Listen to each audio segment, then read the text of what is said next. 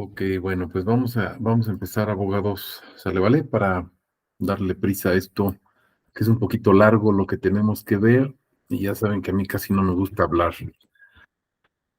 Acuérdense que estamos platicando acerca de los retos que va a enfrentar precisamente el Código Nacional de Procedimientos Civiles y Familiares dentro de esta nueva etapa que hay en México a partir precisamente de la implementación de la oralidad, no solamente recuerden en materia penal, sino en general ya prácticamente en todo el sistema jurídico.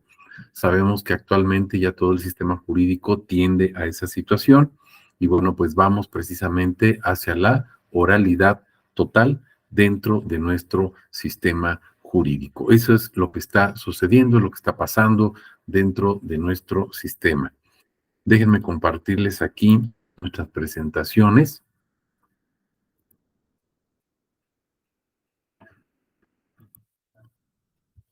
Ok, creo que ya se ve. Bien. ¿Cuáles son los retos que va a enfrentar el Código Nacional de Procedimientos Civiles y Familiares? ¿Y por qué hablar de ciertos retos? Bueno, cuando hablamos de un reto, nos estamos refiriendo a una situación difícil. Es una situación que puede presentar problemas, que puede presentar inconvenientes, que definitivamente van a resultar muchas incongruencias, tal vez, sí. Sabemos que va a haber muchas deficiencias, también es cierto, pero es un hecho que nuestro Código Nacional entra en vigor a más tardar en abril, acuérdense, de 2027.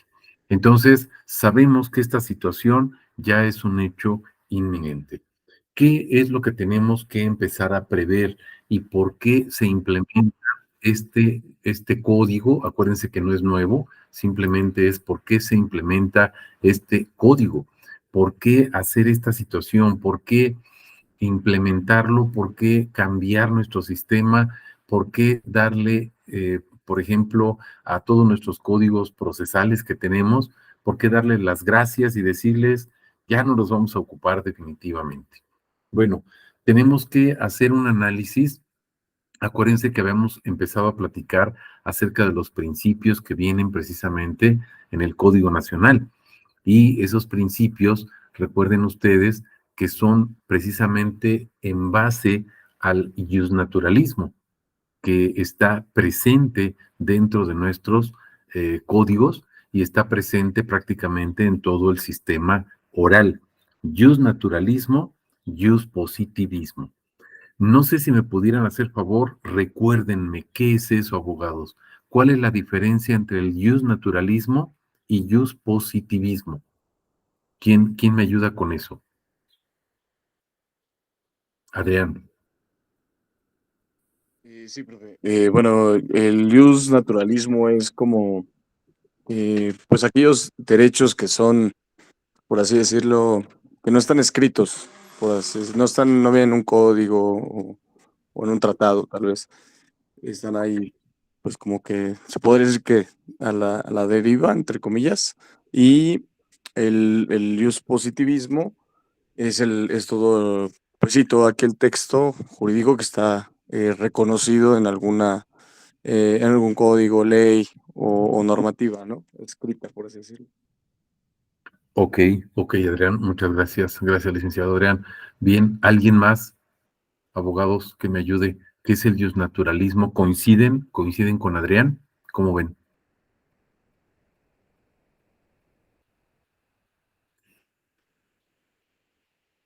Pregúntenle a San Google. ¿Cuál sería la diferencia entre el naturalismo y el positivismo?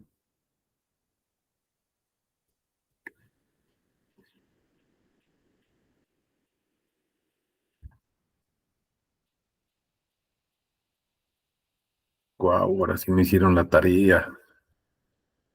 Ok, vamos a retomar la idea que nos da aquí su compañero licenciado Adrián. Vamos a retomar la idea. Nos dice el naturalismo, es el derecho natural propiamente. Nos habían enseñado, acuérdense, dentro de nuestras clases, por ejemplo, de introducción, los que ya terminaron hace varios años, nos enseñaron que el justnaturalismo estaba presente precisamente en el derecho natural, en ese mundo del ser. ¿Se acuerdan? Hay un mundo del ser, según Kant, y un mundo del deber ser. Y cuando hablamos del derecho o de la norma jurídica, la ubicamos dentro del positivismo, porque el positivismo es el deber ser, el derecho que está escrito, y entonces hablábamos, por ejemplo, de un derecho objetivo, ¿se acuerdan? El derecho que está plasmado, está escrito en un ordenamiento jurídico, ¿ok? Pero nos decían, el naturalismo es intangible, es un aspecto propiamente espiritual. Y si ustedes recuerdan por ahí sus clases de teoría del Estado o de derecho, de filosofía, ustedes recordarán esta situación que era un derecho intangible. Por eso se hablaba del mundo del ser. Sin embargo, recuerden algo. La sesión pasada, les ofrezco una disculpa, no pude estar ahí con ustedes, surgió una situación específica ahí de un inconveniente y bueno, de última hora no pudimos estar, pero la sesión antepasada, acuérdense, hablábamos de los principios y vimos muchos principios constitucionales y muchos principios procesales que están en el mismo Código Nacional de Procedimientos Civiles y Familiares. Y entonces recuerden algo, cuando hablamos de los principios, estamos hablando de justnaturalismo. Y entonces tenemos que tener bien presente que en un sistema oral, recuerden esto, tenemos justnaturalismo y además tenemos positivismo. ¿Qué quiere decir esto? Que actualmente nuestros códigos procesales, por ejemplo, el caso del Código Nacional de Procedimientos Penales y ahora el Código Nacional de Procedimientos Civiles y Familiares, ambos cuentan con una parte, hagan de cuenta como la Constitución, su parte dogmática, ¿se acuerdan? Y la parte propiamente que es la estructural, ¿no? La que nos da la idea o la formación del Estado, pero nos habla de una parte dogmática. Dogma, algo que es verdad, algo que es intangible, pero ahí está, y son los derechos humanos o los principios. Y entonces vamos a encontrar actualmente dentro de nuestros códigos procesales, los dos códigos nacionales que tenemos, justnaturalismo. ¿Qué quiere decir? Que van a estar plasmados de principios constitucionales y principios procesales. No sé si me explico hasta aquí, abogados. ¿Alguna pregunta, algún comentario?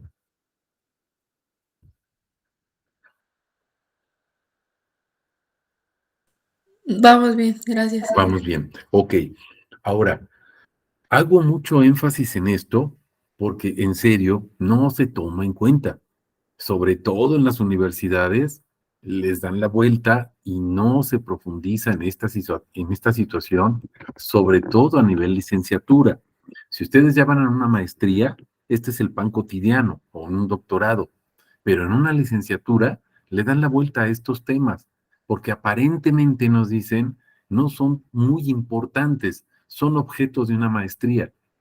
Abogados, cuando ustedes postulen, recuerden que el abogado postula, no litiga, quienes litigan son las partes. Cuando ustedes postulen, van a utilizar estos principios y van a ser la base fundamental para su motivación. Recuerden que nuestro sistema nos exige que la argumentación jurídica, todo lo que digamos, debe de estar debidamente fundado y motivado. Fundamento, tenemos un artículo. Motivo, tenemos que explicar. Recordarán, ustedes leyeron un libro que se llama El espíritu de las leyes. ¿Qué es lo que dice? ¿Cuál es la esencia de la norma jurídica? Es decir, tenemos un artículo, sí, pero vamos al espíritu, vamos a la parte intangible, a la parte que no se puede tocar. Y entonces entramos a la parte espiritual propiamente o la parte dogmática del artículo o de la norma jurídica. Y entonces hay una combinación ahí del positivismo y el naturalismo. Créanme, en serio, créanme, ahorita la vamos a ver, lo vamos a ir desglosando para que ustedes observen esta situación y viene en el Código Nacional de Procedimientos Civiles y Familiares de la misma manera que ustedes cuando tomaron sus clases de Derecho Penal o Procesal Penal, ustedes vieron el Código Nacional de Procedimientos Penales y hablaron de esta situación. Ustedes comentaron esta situación acerca precisamente del justnaturalismo dentro del Código Nacional de Procedimientos Penales. Lo mismo va a suceder exactamente o está sucediendo con el Código Nacional en materia civil y familiar. Entonces, bueno, vamos a avanzar un poquito y recuerdan que les había mandado la minuta que explica, que da a entender, que justifica precisamente el Código Nacional de Procedimientos Civiles y Familiares. Y si nos ubicamos en esta parte de la minuta y vemos los objetivos generales, vamos a empezar a entender lo que estamos comprendiendo ahorita y lo que estamos tratando de explicar. Fíjense, dentro de los objetivos generales del Código Nacional, se expone, dice, que entre los objetivos principales de la reforma constitucional son de resaltarse principalmente 4 puntos.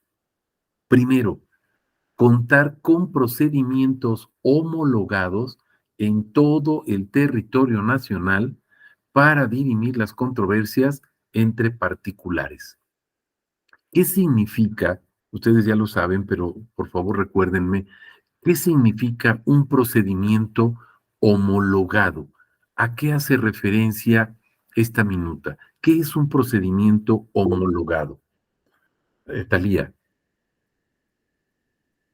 Pues se refiere a que estos procedimientos sean igual dentro de todo nuestro territorio nacional, que ya no haya diferencia en el procedimiento entre un estado y en otro.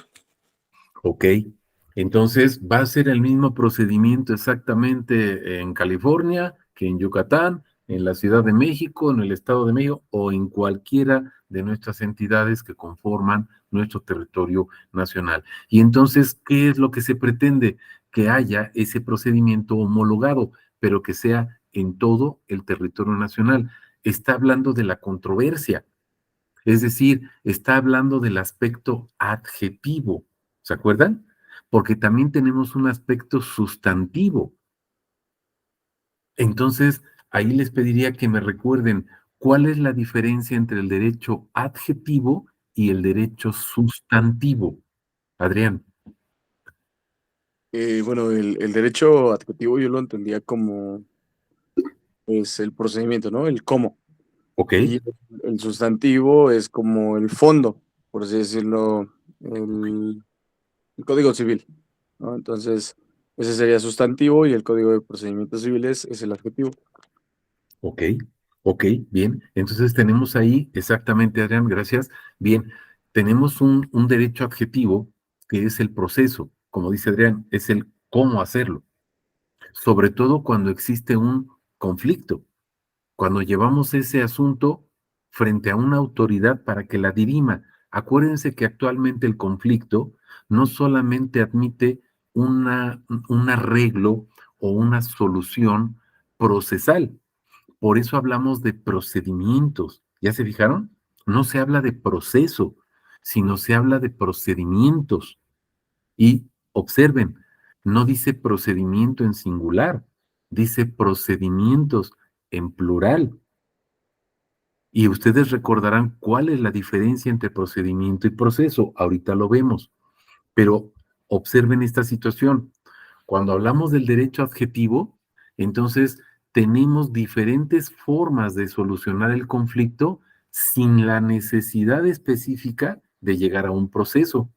Y todas esas formas son procedimientos, entre los cuales podemos encontrar procedimientos de conciliación. Y entonces estos procedimientos deben de ser homologados precisamente en todo el territorio nacional. Cuando se habla de las controversias, quiere decir que mi controversia va a solucionarse o a resolverse de la misma manera, independientemente del territorio en el que me encuentre, obviamente siendo dentro del territorio nacional. Recuerden, abogados, por favor, diferencia entre proceso y procedimientos. ¿Cuál es la principal diferencia?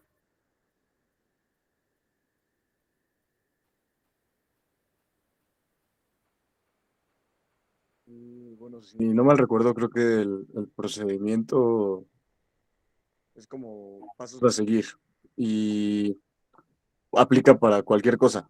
Y en cambio el proceso es pues dentro de un tema como más formalidad, ¿no? Tiene más formalidades y es dentro de eh, posiblemente una controversia de la que conoce un órgano jurisdiccional. Ok, bien, Adrián. Talía, ¿quiere complementar algo? Pues los procedimientos son todas las salidas o soluciones que contempla la ley, para poder resolver una controversia. Y el proceso, pues también es para resolver la controversia, pero ya sería, como lo dijo el compañero, de una manera formal ante una autoridad determinada y bajo este parámetros más estrictos y bajo los principios que hemos estado viendo en las clases anteriores. Ok, bueno. Vamos a amarrar bien esto, fíjense, porque sí es bien importante. O alguien más, si quiere participar, levante su manita o prenda su micrófono. Pero fíjense, tenemos que ser bien específicos. Está bien lo que me están diciendo, pero falta algo. Procedimiento y proceso, ambos son una serie de pasos que se siguen para llegar a un objetivo. En el caso del aspecto jurídico, son pasos que se siguen, ambos, ambos conceptos, procedimiento y proceso, para solucionar un conflicto. Pero ¿cuál es la diferencia? Observen, el proceso, recuerden, es frente a un órgano jurisdiccional. Por eso, sí es cierto, nos hablan de una formalidad. Hay que seguir los principios, sí, pero observen esto, estamos en el juicio oral. Y al hablar del juicio oral, estamos hablando de que todo debe de estar debidamente fundado o motivado para no violentar o trasculcar los derechos fundamentales o los derechos humanos en su caso. Y entonces observen algo, va más allá, el procedimiento va más allá. ¿Por qué? Anteriormente el procedimiento se llevaba sin ninguna formalidad explícita. Pero ¿qué creen? Ahora, no todos, pero muchos de los procedimientos que tenemos deben de guardar esa formalidad. ¿En qué sentido? Guardar y cumplir con los principios. Ahorita lo vamos a ir viendo, les va a ir quedando más claro. A veces pensamos que la formalidad nada más es, por ejemplo, en materia civil, recuerden, para una demanda, a fortiori, ¿se acuerdan de ese término? O sea, necesariamente tenemos que utilizar nuestro rubro, ¿no? El rubro, los datos de identificación del juicio, luego viene el proemio, juez fulanito de tal, por ejemplo, juez civil, juez familiar, número tal, en tal ciudad, y luego la identificación, por ejemplo, del actor. Juanito Pérez en calidad de parte actora, bla, bla, bla, bla, bla, por el presente escrito, autorizo, o en mi nombre y representación de, o por mi propio derecho, etcétera. Y luego una autorización, por ejemplo, para oír y recibir notificaciones y una autorización a un abogado para que lo represente en su caso en ciertos términos, si va a ser como procurador, como patrono, y luego dice, vengo a demandar de, entonces damos el nombre, en su caso, por ejemplo, del demandado, su domicilio, cuáles son las prestaciones, o sea, hay una formalidad específica. Bueno, ahora tenemos que cumplir cierta formalidad hasta en asuntos, por ejemplo, donde tenemos que agotar necesariamente, y así va a ser en materia civil y familiar, tenemos que agotar, acuérdense, la amigable composición. Es decir, los mecanismos alternativos de solución de conflictos. Pero debe haber toda esa formalidad, abogados. No podemos dejarla fuera. Y los principios tendrán que observarse, aunque sean procedimientos y no procesos ante el órgano jurisdiccional. Podemos estar ante organismos que van a conciliar, organismos especiales creados para eso, para conciliación, sí, pero debe haber esa formalidad y además debe cumplimentarse todos los principios procesales y constitucionales. ¿Por qué? ¿Alguien me puede decir por qué? Y les voy a dar un tip. Está en un artículo constitucional que ya habíamos repasado y no pasa del artículo 2. ¿Qué artículo es? ¿Quién lo recuerda? El artículo primero constitucional. Claro, párrafo Tercero. tercero, ¿se acuerdan? ¿Qué dice? Sí. Todas las que... ¿Quién lo- Autoridades. Exacto. Todas las autoridades. Oye, pero es que no es un juez. Todas las autoridades. Es que nada más es autoridad administrativa. Todas las autoridades. ¿Estamos comprendiendo esto? Todas las autoridades en el ámbito de su competencia, dice, ¿se acuerdan? Todas en el ámbito de su competencia. Si es una autoridad judicial o jurisdiccional, o es una autoridad, por ejemplo, ejecutiva o administrativa, es una autoridad legislativa, la que sea, todas deben cumplir con la protección, cuidado, ¿se acuerdan? De los derechos humanos. Todas. Entonces ahora, ¿nuestros procedimientos deben cumplir con esa formalidad? Sí, anteriormente no, pero debe haber esa formalidad y principalmente cuidar todos los principios.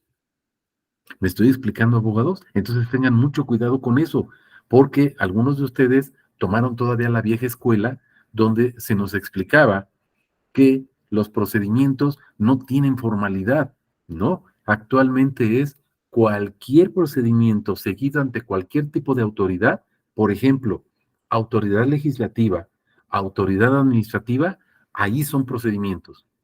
Y ante el órgano jurisdiccional hay procedimientos y también hay procesos. ¿Me estoy explicando? Pero cualquier tipo de autoridad está obligada a cumplimentar con todo el aspecto formal de la protección procesal de los derechos humanos. Esa protección procesal constitucional es a la que me estoy refiriendo.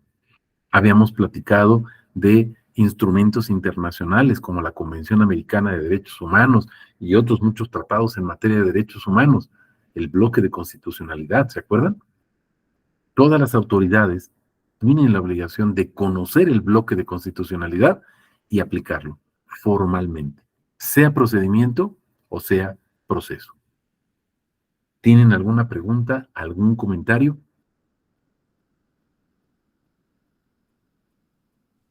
Entonces, Sí, la principal diferencia entre proceso y procedimiento sería frente a qué tipo de autoridad se está llevando a cabo. así es. Procedimiento, cualquier autoridad, incluyendo la autoridad jurisdiccional, o sea, los jueces, también se pueden hacer procedimientos. Por ejemplo, en materia penal, el procedimiento abreviado no es un proceso, es un procedimiento abreviado. ¿Sí se fijaron?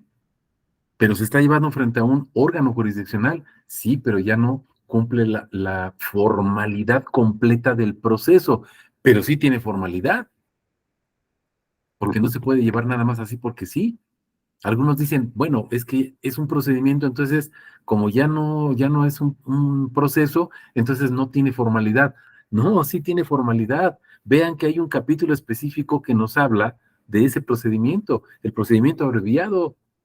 Y hay una forma, hay una estructura, y tiene que cumplirse todos los requisitos que están ahí para que pueda darse, porque si no, estaríamos conculcando derechos o violentando derechos humanos o las garantías procesales. Estaremos violentando el debido proceso, por ejemplo. ¿Me voy explicando? Entonces, el procedimiento ante cualquier tipo de autoridad administrativa, legislativa o jurisdiccional, en el caso del órgano judicial. El proceso es del órgano jurisdiccional. Lleva una formalidad más explícita, pero ambos actualmente llevan formalidad. ¿Me voy explicando en eso? Tengan muchísimo cuidado con eso. ¿Va que va? Ok. No sé si tengan alguna otra pregunta. ¿Algo que no haya quedado claro?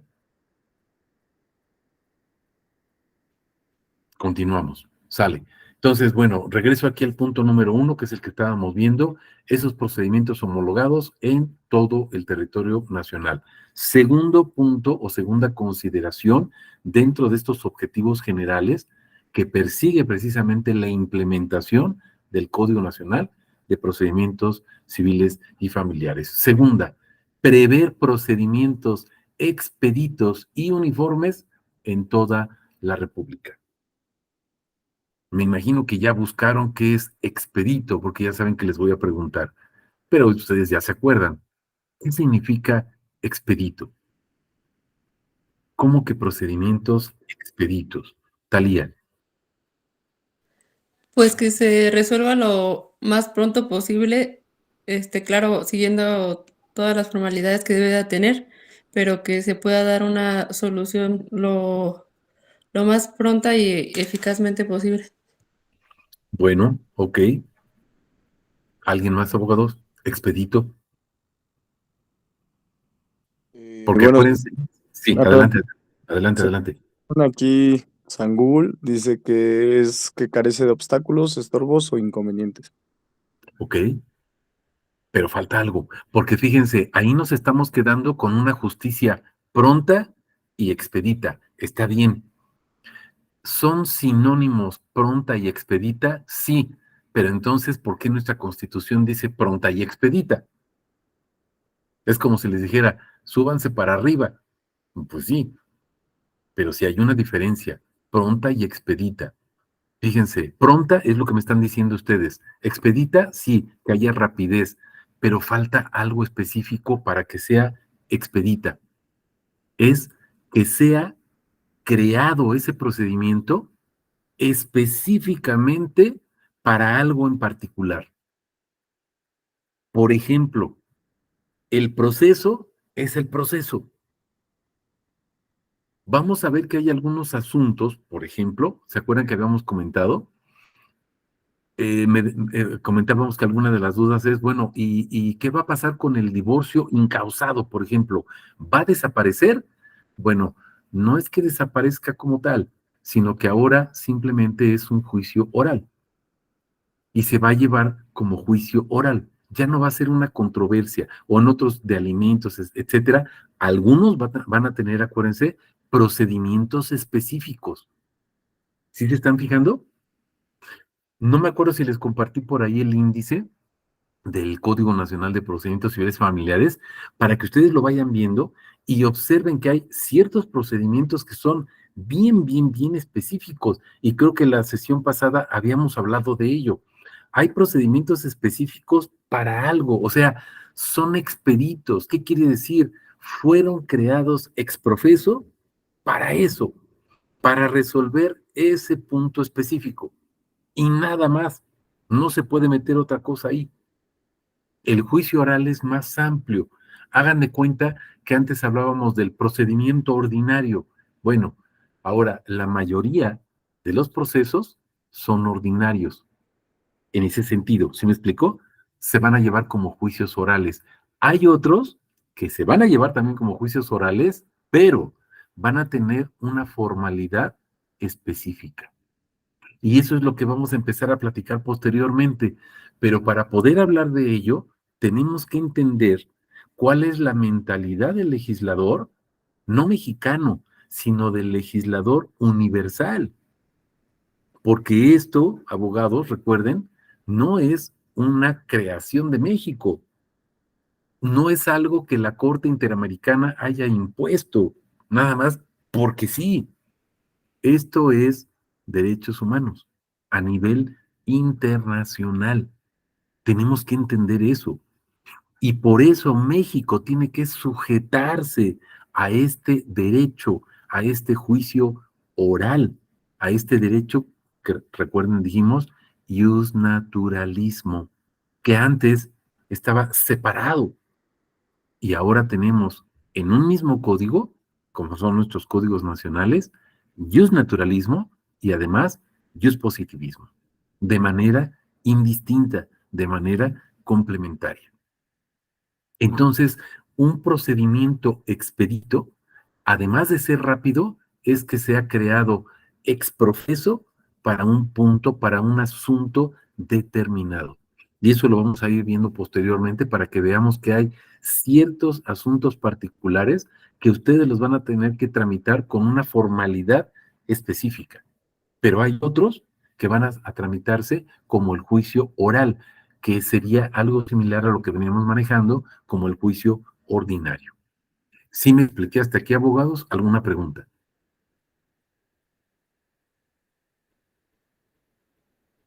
Todo bien. Todo bien. Ahora sí que podríamos decir que a partir del, como el justnaturalismo sería la razón de ser, ¿no? De la ley, y el positivismo sería como la herramienta a través de la cual lo podemos hacer tangible, ¿no?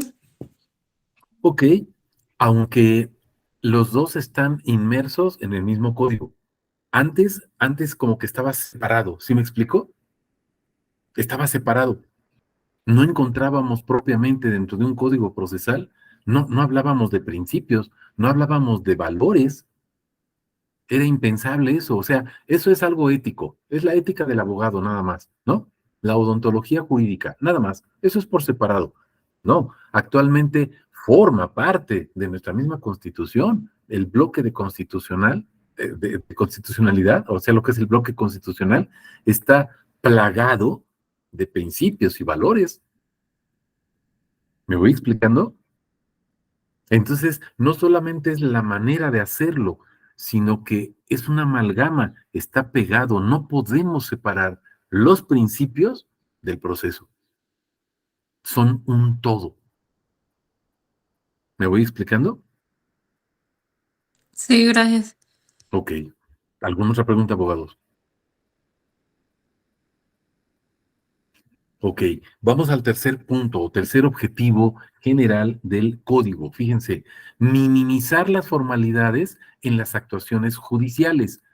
¿A qué formalidades se está refiriendo? Porque a lo mejor me van a decir, maestro, nos está diciendo que hay formalidades y ahora aquí dice que es minimizar las formalidades. Sí, porque es quitar ciertas trabas que teníamos anteriormente de cumplir con ciertos lineamientos y si no se daba así, entonces no se podía.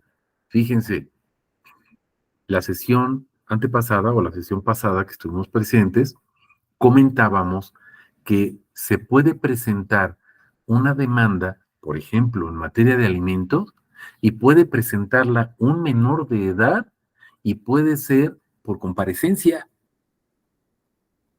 así como si fueras al Ministerio Público, a la Fiscalía, y dijeras, pues vengo a hacer una denuncia o a realizar una denuncia para que se inicie una carpeta de investigación y el Ministerio Público inicia la carpeta de investigación. Así va a ser en ciertos asuntos, porque se le quita la formalidad. ¿La formalidad de qué? De que tienes que llevar tu demanda por escrito, ¿se acuerdan? Debe de ser en computadora, debes de poner tus rubros. No, esas son las formalidades a las que se refiere, pero observen algo. Se quitan esos formalismos estructurales, pero no en el fondo, la esencia, la sustancia. ¿Por qué? Porque al presentarse ustedes a realizar una demanda, como si fuera una denuncia, vuelvo a repetir, ante el Ministerio Público, pero ahora ante un juez familiar, por ejemplo, se presentan, lo hacen por comparecencia y ¿qué creen?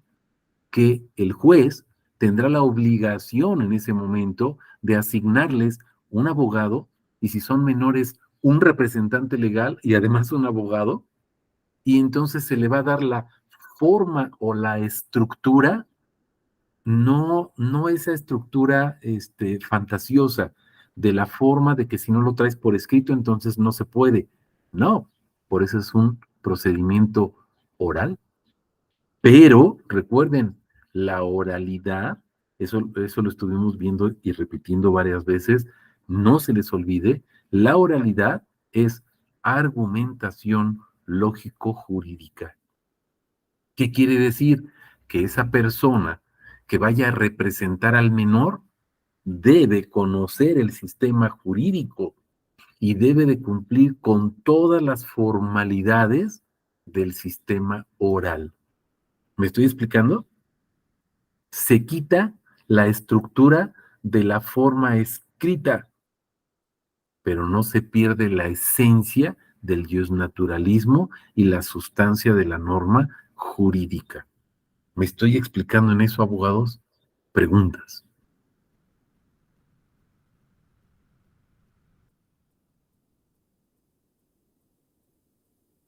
¿No? ¿Vamos bien? Ok. Vamos al cuarto objetivo general. Eliminar la diversidad de criterios judiciales sobre una misma institución procesal. ¿Qué es una institución procesal? ¿Me pueden recordar?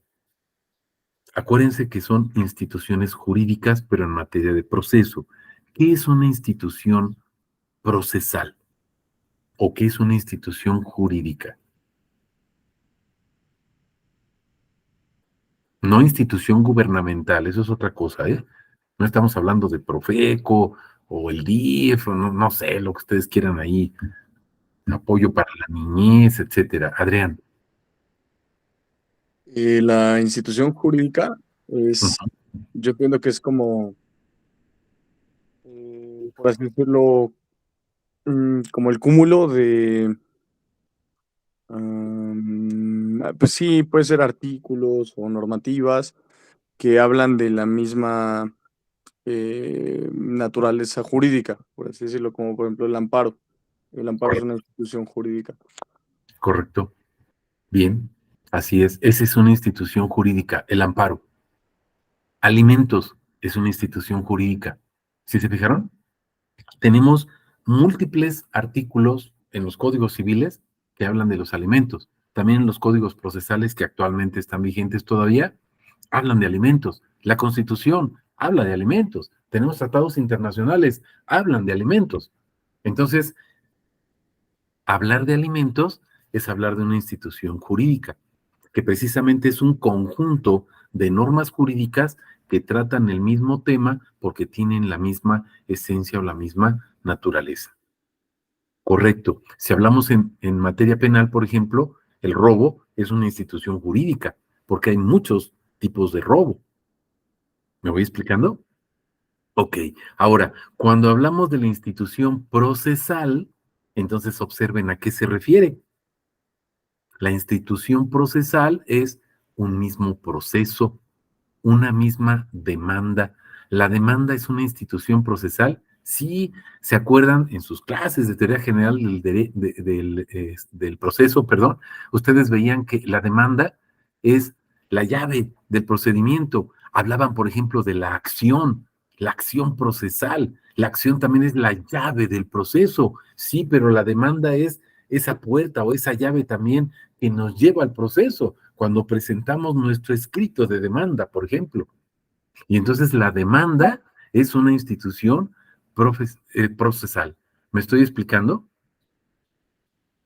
Sí, sí lo vamos comprendiendo.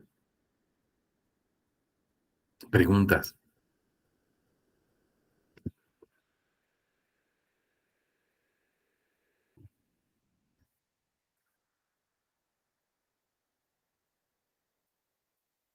preguntas. Todo bien, profe. Ok. Entonces, ¿qué es lo que se está homologando? Acuérdense, no solamente se está homologando el procedimiento, sino se están homologando también actuaciones judiciales. Vas a presentar tu demanda de la misma manera en que la presentas en Chihuahua que como la presentas en Chiapas. Igual. Y los términos procesales, igual. Por ejemplo, si hablamos de plazos o si hablamos de términos, va a ser lo mismo. Plazos y términos son instituciones procesales. Notificaciones, emplazamientos son instituciones procesales, pero ahora van a ser iguales en todo el territorio nacional. ¿Me voy explicando? Contestación de la demanda, reconvención, son instituciones procesales, son figuras jurídicas procesales, pero ahora va a ser igual en todo el territorio nacional. ¿Me voy explicando, abogados? Preguntas.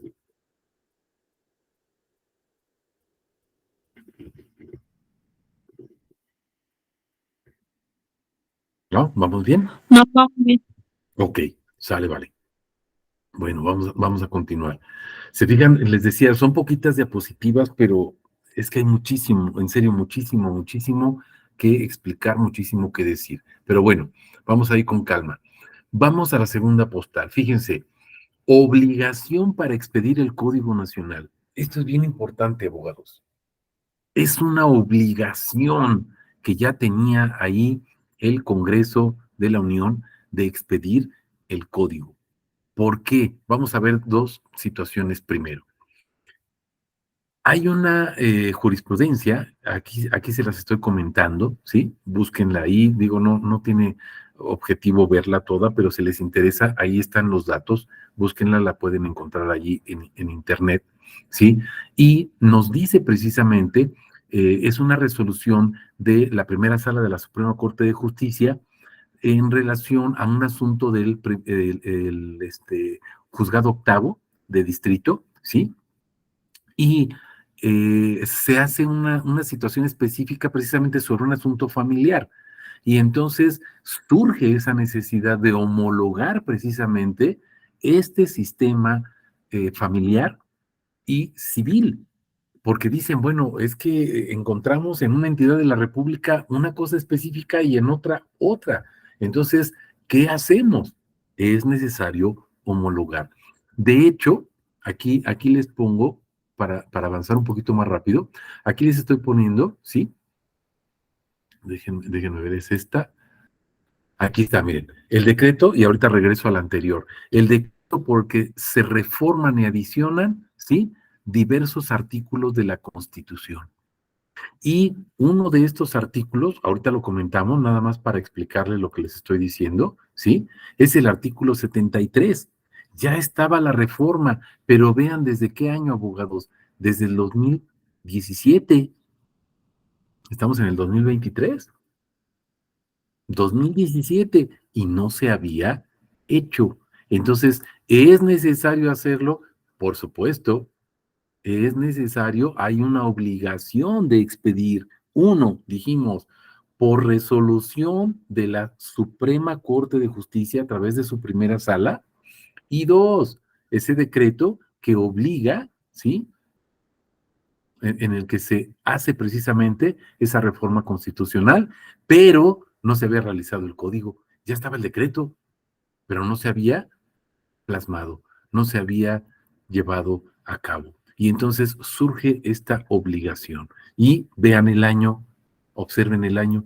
Acuérdense, el decreto fue en el año 2017. Este es una resolución de la Corte del 2019. Y entonces le dice al Congreso, Congreso, ya, ponte a trabajar, tienes que hacerlo, urge, urge, es obligatorio. ¿Me voy explicando, abogados? Entonces, no es simplemente que a alguien se le ocurrió, ay, pues vamos a homologar los códigos, a ver, como no tenemos nada que hacer. No, ya estaba el decreto ordenado y faltaba que alguien les dijera, háganlo ya. Y entonces llega la Suprema Corte y le dice, hazlo ya, Congreso, ya no te puedes tardar más. ¿Sale? Ahora, vamos a entrar a la justificación, porque a lo mejor me dicen, bueno, sí, le están ordenando al Congreso que lo haga, pero tiene que haber una justificación, tiene que haber una causa. Y entonces observen la justificación del ordenamiento, abogados. Esto está en la minuta, acuérdense, ya la tienen ustedes. Si la traspapelaron o lo que sea, al ratito se las envío nuevamente para que la tengan. ¿Sale? Pero observen, se justifica la necesidad de homologar los procedimientos a nivel nacional y obsérvense el objetivo, la justificación, el por qué. Observen, a fin de robustecer, hacer más fuerte, unificar y agilizar el sistema de impartición de justicia en todo el país. Y además, observen, brindar a las personas justiciables una mayor seguridad y certidumbre jurídica en los procedimientos del orden civil y familiar. Es necesario. ¿Alguien puede adivinar por qué resulta necesario? ¿Alguien me puede decir por qué resulta necesario? ¿Qué se estaría violentando si no se hace esto? ¿Sí lo captan, abogados? ¿Qué se violentaría? Pues los derechos humanos y a la vez el Pues artículo primero de la Constitución. claro. ¿Se fijaron por qué? Entonces, ¿es justificable? Sí. ¿Es necesario? Sí. ¿Se hace la modificación en el 2017? Sí. Pero espérenme tantito, abogados. Perdón, la Corte Interamericana le ordenó a México desde antes del 2006. ¿Sí se fijaron? Y en el 2007 México toma la decisión de obedecer. Y en el 2008 comienza a modificar su constitución. Y lo primero que cambia es el sistema penal. Pero luego le dijeron, es que no entendiste bien la tarea, nada más estás haciendo de materia penal, pero es en todas las materias. Y México dijo, oh, ¿a poco? ¿Que no era nada más en materia penal? No. Y entonces viene una gran modificación, ¿se acuerdan? 2011, la implementación de los derechos humanos en nuestra Constitución. Y luego hasta el 2017, observen, un decreto para crear el Código Nacional de Procedimientos Civiles y Familiares. 2017, abogados. Estamos en el 2023. Y en el 2019 la Suprema Corte le dice al Congreso, ya lo tienes que hacer.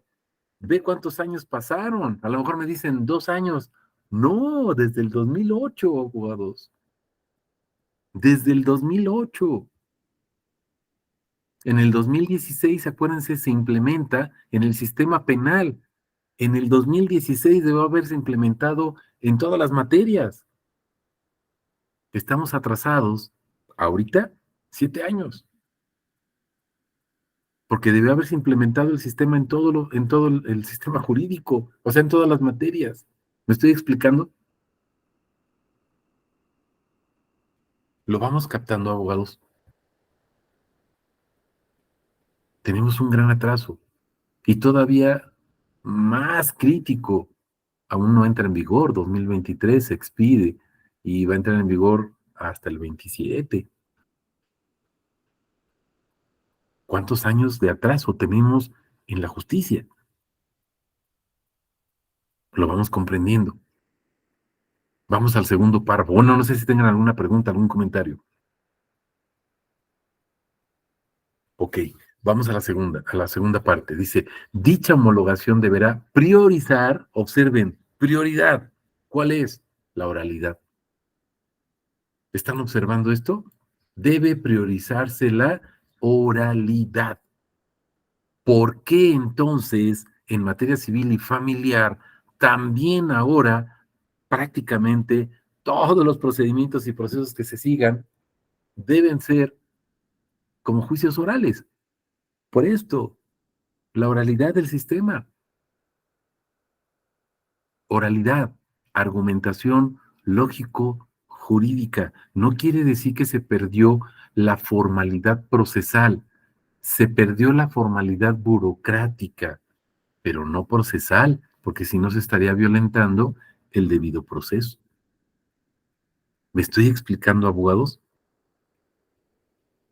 Eso es lo que se pierde, la formalidad burocrática, pero no la formalidad procesal. Sigue, sigue presente y con mayor fuerza. Derecho humano del debido proceso. ¿Me voy explicando, abogados? Además, observen, el efectivo acceso a la justicia pronta, pero además debe de ser completa, además imparcial, además expedita. Entonces, observen, aquí lo que les comentaba, pronta, y luego nos dice expedita. Entonces, sí hay una diferencia, ¿ya se dieron cuenta? Pronta, rápido, completa. Todos los puntos deben de tocarse. No puede quedar nada sin resolver, abogados. imparcial, sin favorecer a las partes, siempre en condiciones de igualdad, pero cuidando también la equidad. Acuérdense que es otro derecho humano, otro principio procesal. Pero además debe de ser expedita, es decir, asuntos específicos creados para resolver situaciones específicas. ¿Lo vamos comprendiendo?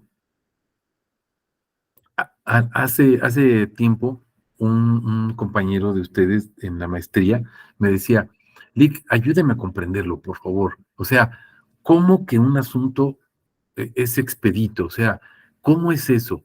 Y se póngame un ejemplo sencillo, así con manzanitas, palitos y bolitas. Y le digo, mire, un ejemplo muy sencillo que se me ocurre. Ustedes conocen las llaves españolas.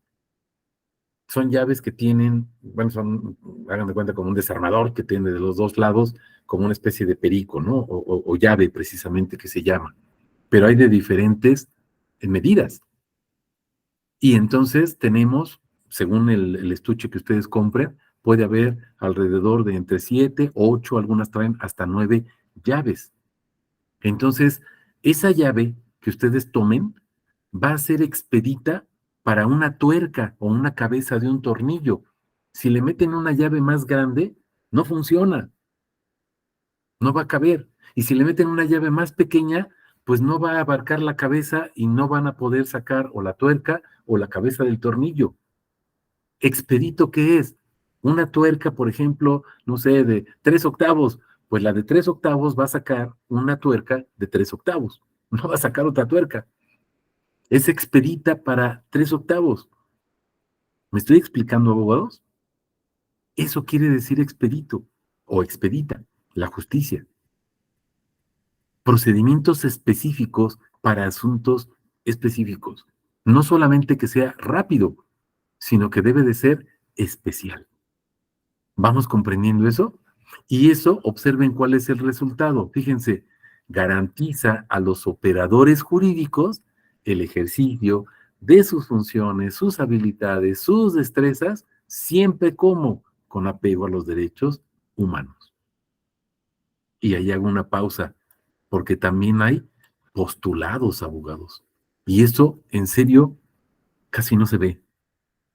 Se hablan de los derechos humanos, se habla de los principios que están contenidos en la Constitución, pero no se habla de los postulados.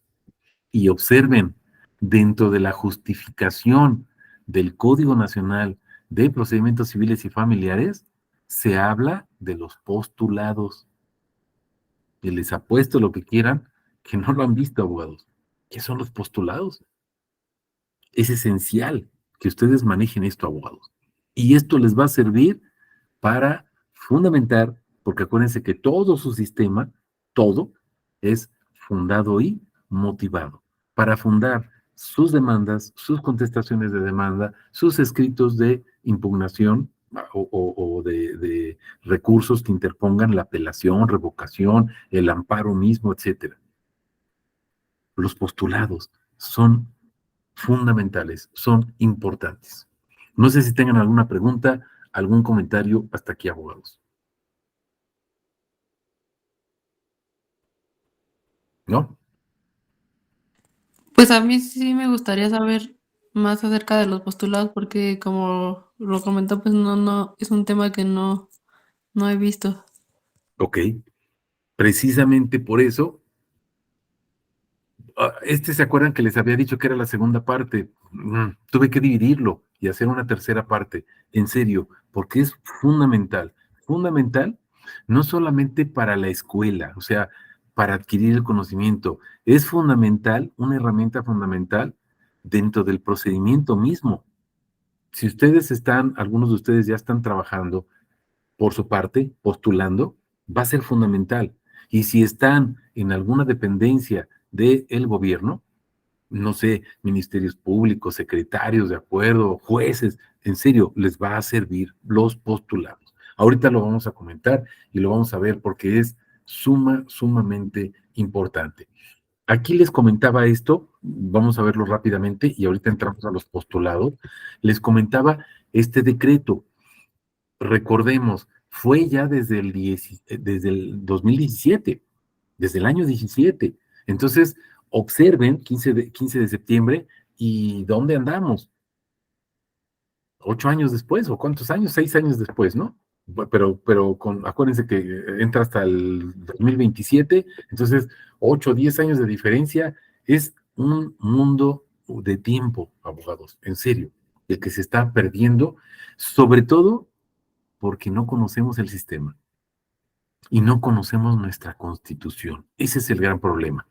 ¿Es necesario hablar de esta reforma? Sí, ténganla presente. No me voy a meter en camisa de 11 varas, no vamos a analizar el decreto, simplemente que ustedes lo tengan aquí presente. 3 artículos principales que son los que se modifican en este decreto, artículo 16, 17 y 73. El 16 se los pongo aquí, ¿sí? Es el primer párrafo. Esto es lo que se modificó, el primer párrafo. Nadie puede ser molestado en su persona, familia, domicilio, papeles o posesiones, sino en virtud de mandamiento escrito de la autoridad competente que funde y motive la causa legal del procedimiento. Y observen la modificación. En los juicios y procedimientos seguidos en forma de juicio en los que se establezca como regla la oralidad, bastará con que quede constancia de ellos en cualquier medio que dé certeza de su contenido y del cumplimiento de lo previsto en este párrafo. ¿Se acuerdan, abogados, que se hablaba de quitar ciertas formalidades? A lo mejor me van a decir, ¿y esto qué, maestro? Se quitan formalidades. ¿Cuál es la formalidad? Necesariamente tiene que ser por escrito. ¿Qué crees? Que ya no. Ya no. Observen, en estos procedimientos o juicios seguidos en forma de juicio donde se establezca la oralidad, ¿qué basta, abogados? Fíjense, constancia. ¿Cuál es la constancia que ustedes tienen, abogados, ahí? La grabación. ¿Sí se fijaron? Pero no consta por escrito. No importa, pero ahí está la grabación, ahí está el audio de la audiencia, el video de la audiencia. ¿Estoy explicando? Eso es lo que se modificó. Ya está ahí desde el 2017. Se empezó a utilizar en la materia penal, claro, pero aquí dice nada más en materia penal. No, dice en los juicios y procedimientos seguidos en forma de juicio, donde se establezca la oralidad. Código Nacional de Procedimientos Civiles y Familiares, se establece la oralidad. También entra, por supuesto, y en materia mercantil también, y en materia laboral también, y en todas las demás materias también, abogados. No es para la materia penal. Quítense ese tabú de que el artículo 16 es en materia penal. No, no es así. ¿Alguna pregunta o comentario en relación a este artículo 16, su primer párrafo?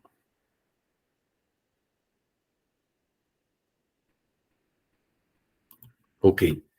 Vamos al artículo 17.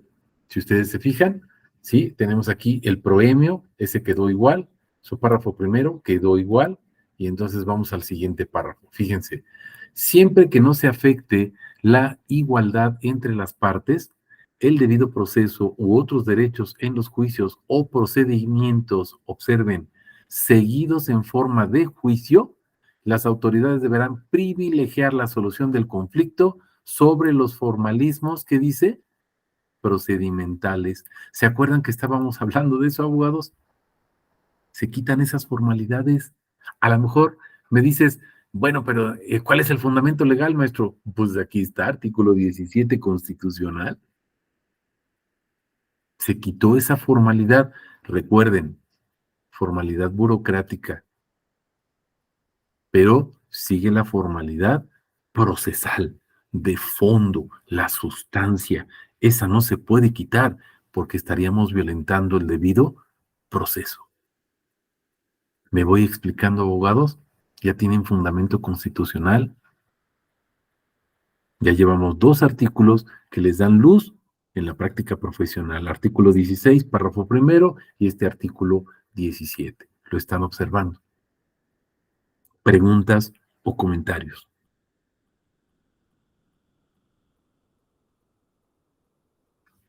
Ok, vamos al artículo 73.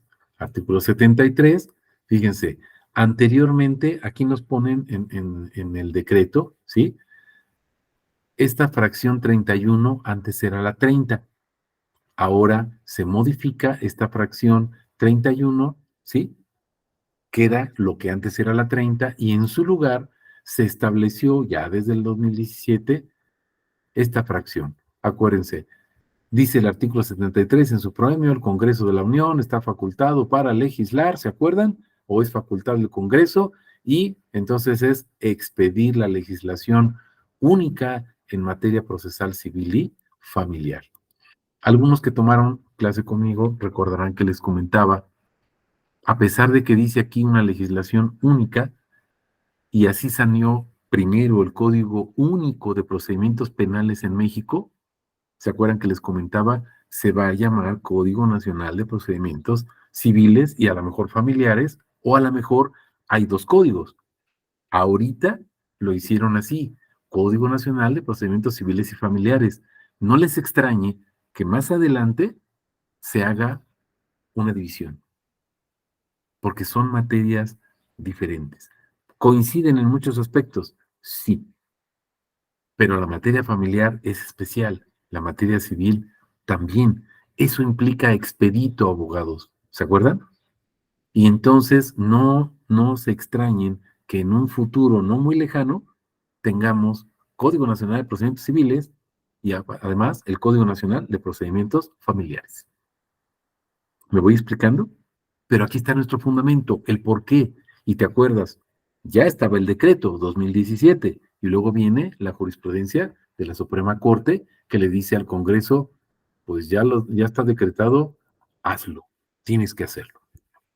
No sé si tengan hasta ahí, perdón, me adelanté, alguna pregunta, algún comentario con estos dos artículos o continuamos. Ok, vamos a los postulados. ¿Qué son estos postulados? ¿Por qué hablar de los postulados del constitucionalismo en la Constitución? Ahí les dejo los links al final, ¿sí? Ahorita se los paso acá, de lo que estamos utilizando. Y de todas maneras, al ratito les mando los PDFs para que ustedes puedan corroborarlo, puedan checarlo con calma, ¿sí? Pero aquí están los links y los documentos que estuvimos utilizando, ¿sale? Entonces, bueno, vamos a regresar acá y vamos a empezar a hablar de estos postulados. ¿Por qué hablar de ello? Antes de entrar a lo que son los postulados, porque ya estamos hablando de justnaturalismo, ¿sí? Observen eso, justnaturalismo, tenemos que hablar de los valores. Dentro del constitucionalismo moderno, ¿sí? Del justnaturalismo moderno, encontramos los valores. Cuando se habla, observen esto, cuando se habla de una reforma a la Constitución, lo primero que debemos tomar en consideración es la necesidad que se tiene y la oportunidad que se tiene de hacer esa modificación a la Constitución. O sea, sobrepesar por qué motivo sucede eso, por qué motivo sería necesario hacer una reforma. Piensen en nuestro caso en México, ¿por qué resultó necesario modificarlo? Algunos en tono de WhatsApp me dicen, maestro, ya nos explicó, porque si no, pues nos castigaban y nos cobraban la deuda. Ok, ese es un motivo fundamental, muy fuerte en México. Sí, pero ya la cuestión de fondo, la cuestión jurídica, ¿por qué resultaba necesario modificar nuestra constitución? Porque nuestra constitución estaba violando derechos humanos. Era violatoria de derechos humanos en gran extremo. Y por eso se modificó prácticamente toda su parte dogmática. Entonces hay una necesidad y era oportuno hacerlo ya. Necesidad, ¿por qué? Porque violaba derechos humanos. Oportunidad, ¿por qué era oportuno? Ahora sí, porque si no, te iban a cobrar la deuda externa y te suspendían todos los créditos, México. Entonces era oportuno que lo hicieras, no solamente necesario, sino además oportuno.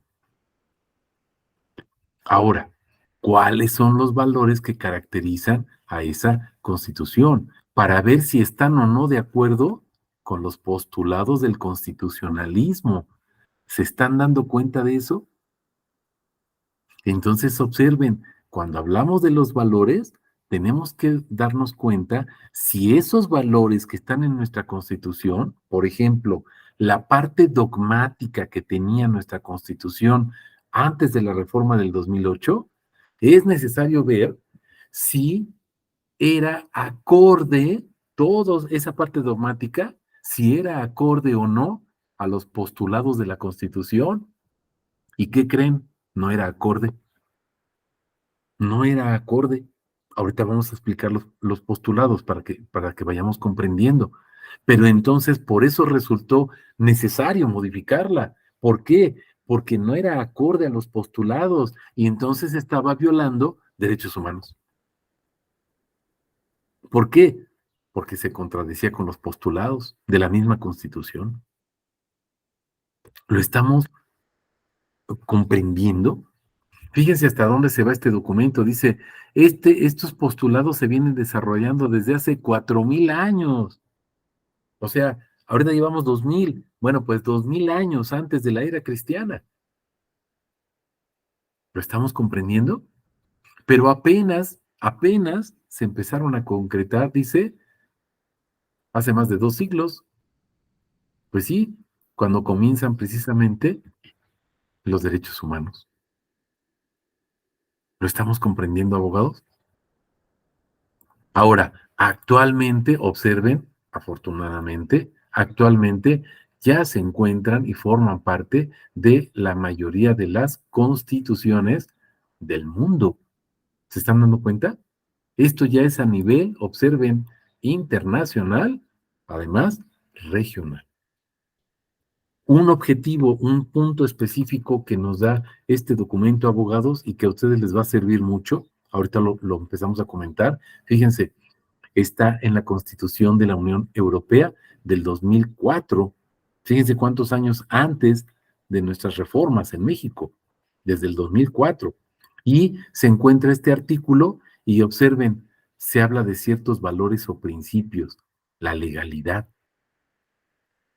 La legalidad, pues, carecía de forma dentro de nuestra Constitución, antes del 2008. La famosa irretroactividad de la ley más severa, pero la retroactividad de la ley más benigna. ¿Se acuerdan esto, abogados? Este es el principio pro homine. ¿Se acuerdan que hay un principio pro persona? El pro persona dice que se aplique la ley que es más favorable a la persona. Y el pro homine dice algo similar, que se aplique la ley más favorable a la persona, pero si ambas la favorecen, o sea, ambas leyes la favorecen de la misma manera, entonces tendrá que aplicarse la que menos perjuicio ocasione, es decir, la que sea más severa, esa tiene que eliminarse, y la menos severa es la que deberá aplicarse. ¿Dónde está este sustento? ¿Dónde llega o cómo llega a México esta situación del principio pro homine? Aquí está, Constitución de la Unión Europea del 2004. ¿Ya se fijaron? Ahí está, abogados. Es el principio pro homine, que acuérdense, superó al principio pro persona. A veces nada más nos enseñan el pro persona, pero se olvidan del pro homine. Y es más vasto este principio pro homine. ¿Alguna pregunta, algún comentario hasta aquí?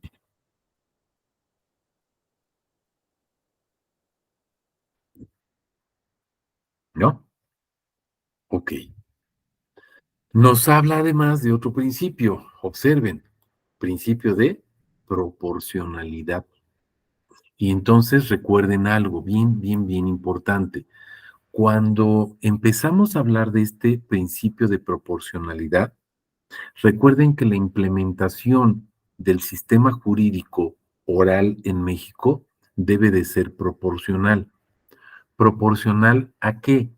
Proporcional, por ejemplo, a la capacitación que se hace de nuestras autoridades. a la capacitación que se hace también, no solamente de las autoridades, sino también de los abogados que son postulantes y del público en general, incluyendo la prensa. La prensa es muy fuerte en este sentido, pero si la prensa está mal informada, entonces malinforma precisamente al público. Y entonces empieza a atacar el sistema. ¿Por qué? Porque no lo conoce. Y nos empiezan a decir, no, pues es que con este sistema es más violación de derechos y no se respeta. Lo que pasa es que no se conoce el sistema, abogados. Se quitaron, acuérdense, muchos formalismos burocráticos, pero se siguen observando los formalismos procesales. ¿Me voy explicando hasta aquí? Proporcionalidad va creciendo. También depende de la capacidad económica del país para poder hacer frente a esto. Imagínense lo que comentábamos hace ratito. Puedes presentar tus demandas, si eres un menor de edad, por comparecencia. Y entonces decimos, ¿pero dónde va a ser eso? ¿Cómo le van a hacer? O sea, tú llegas al juzgado, ahí tocas la puerta o el timbre, vengo a presentar una demanda, y el juez tiene la obligación de ordenar en ese momento el inicio, pues si todos están ocupados, todos los secretarios están hasta el full de trabajo. Bueno, ese es el reto, abogados. Se tiene que hacer, se tiene que hacer. ¿Cómo le van a hacer? No sabemos, pero se tiene que hacer. Es que nada más es letra escrita bonita. No, abogados. Ahí está. Primero el decreto, orden de la Suprema Corte ya de Justicia de la Nación, porque le fue ordenado por la Corte Interamericana. Desde el 2006, acuérdense. Preguntas hasta aquí, abogados.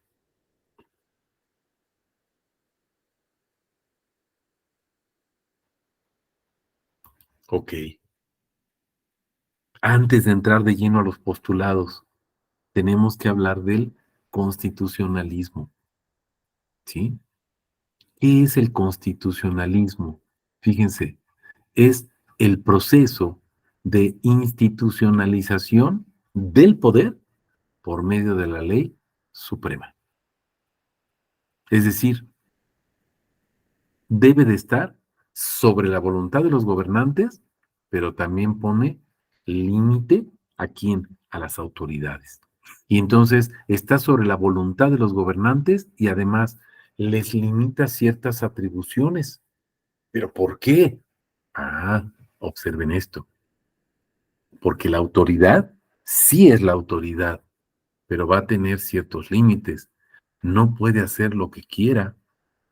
Por eso hay un debido proceso, por eso hay un principio de legalidad, por eso hay un principio de inmediación, por eso hay un principio de concentración. ¿Se van dando cuenta?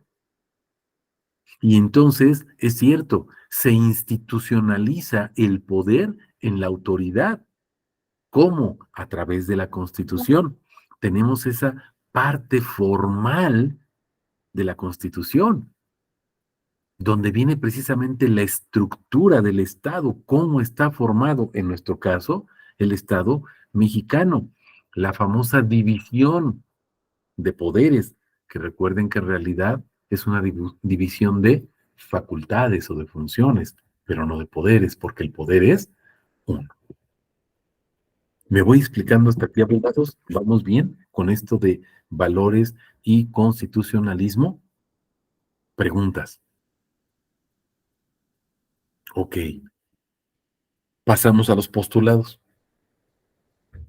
¿Cómo podemos entenderlos? Bueno, vamos a empezar a desglosarlos. Fíjense, además de hablar de esos valores en la Constitución, tenemos que analizar si el texto está de acuerdo o no con los postulados de la Constitución.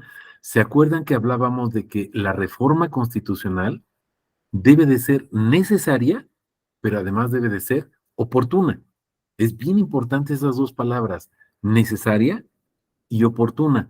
Y observen, tenemos que ver si nuestra Constitución, la que está vigente, esa Constitución de 1917, está de acuerdo o no con sus postulados. ¿Por qué? Porque no basta que le pongas ahí a ese librito Constitución Política de los Estados Unidos Mexicanos. Me estoy explicando. ¿Por qué? Pues le puedes llamar como tú quieras, pero si violenta derechos humanos, no es la Constitución. No es una Constitución. ¿Por qué? Porque va en contra del espíritu de la Constitución misma. ¿Lo estamos comprendiendo, abogados? ¿Vamos entendiendo por dónde van los postulados? Los postulados son los principios que le dan origen a la Constitución, o sea, los fundamentos, ¿sí? Los cimientos de una Constitución. Y si esos cimientos no están expresados o manifestados en sus artículos, entonces vas contra el espíritu de la misma Constitución. Dice, no se deben violentar los derechos, pero la Constitución los viola. Entonces, ¿no es una Constitución? Entonces, ¿qué teníamos? Un librito. Un librito que hablaba de ciertos derechos, de una parte dogmática y de una parte formal. Pero no era una Constitución. Y algunos constitucionalistas a lo mejor me quieren crucificar. Van a decir, sacrilegio, ¿cómo es posible que digas eso? Si es nuestra Constitución actual. Ah, ¿ya modificada? Sí, ya cambió. Modificada ya cambió. Como la tenemos actualmente, está mucho mejor que como la teníamos antes del 2008. Preguntas hasta aquí, abogados. ¿Vamos comprendiendo qué son esos postulados? Entonces, lo primero, vean el inciso B, lo primero que tenemos que observar es si la Constitución cumple o no con los postulados del constitucionalismo. El constitucionalismo es básico a nivel internacional. Y si no, observen el inciso C, abogados. Si no es así, entonces es necesario reformarla. Otra vez la palabra, ¿se acuerdan? Necesario y oportuno. Es necesario. ¿Pero por qué? Porque está violentando los derechos humanos, nada más por eso.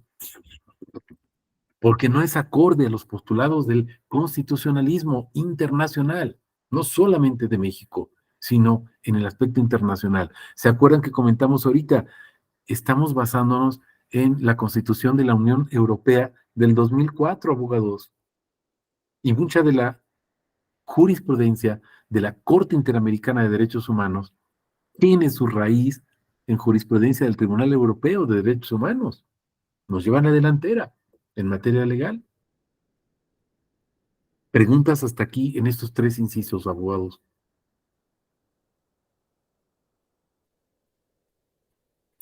Ok, vamos a continuar con los siguientes postulados. Inciso B. Fíjense, el término postulados del constitucionalismo. ¿A qué se refiere? Aquí ya nos va a quedar más claro qué son esos postulados. Fíjense, principios que sirven de base para la existencia de una constitución, pero además su evolución. ¿Qué quiere decir esto? Aquí hacemos un paréntesis. Acuérdense que el derecho es cambiante. Por eso hay tantas reformas y modificaciones, principalmente ahora, ¿no? En estas épocas de la implementación del sistema oral. Pero sabemos que antes de la reforma constitucional del 2008, había también modificaciones en nuestra legislación en general. ¿Por qué? Porque el derecho es cambiante, va evolucionando. Y ustedes recordarán ahí sus clases de sociología. El derecho tiene que acoplarse precisamente a esa realidad social, no en el sentido de hacer un derecho como queremos, sino hacer un derecho que funcione y regule, que rija precisamente a la sociedad, no que haga lo que la sociedad quiere, sino que la regule para que la sociedad no se deschavete, no se vaya por otros lados haciendo lo que estamos haciendo actualmente, ¿no? Un montón de cosas que son contra derecho, pero todo lo queremos justificar actualmente con los derechos humanos porque no hemos comprendido los postulados constitucionales. Es bien importante esta situación. Postulados del constitucionalismo. No sé si tengan hasta aquí, con el inciso D, alguna pregunta.